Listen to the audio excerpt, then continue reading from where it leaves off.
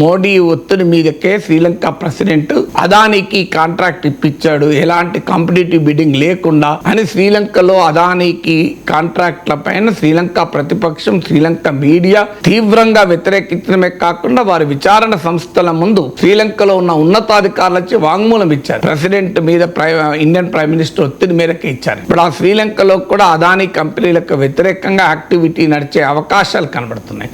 Immediate గా అమెరికాలో bond ద్వారా భారీ ఎత్తున నిధులు సమీకరించడానికి ఆల్రెడీ అదానీ కంపెనీ ప్రయత్నిస్తోంది. దాన్ని ఆల్రెడీ అదానీ కంపెనీ రద్దు చేసుకుంది. అందువల్ల ఇట్స్ మ్యాసివ్ ఇంటర్నేషనల్ ఇంపాక్ట్ అయితే ఆల్రెడీ మొదలైంది. అయితే ఈ ఇంపాక్ట్ అదానీ వరకే ఇప్పటి వరకు పరిమితమైంది. కానీ మనం అదానీ వెనకాల దేశాన్ని మొత్తాన్ని ర్యాలీ చేసి దీన్ని ఏదో దేశభక్తియుత అంశంగా మారిస్తే జరగబోయే ప్రమాదం ఏంటంటే Indian businesses and Indian industry దెబ్బతింటది. ఇది ఆ భారతదేశంతో సంబంధం లేదు. అదాని తప్పు చేస్తే శిక్షకు అనుభవిస్తారు, తప్పు చేయకపోతే బయటపడతారు.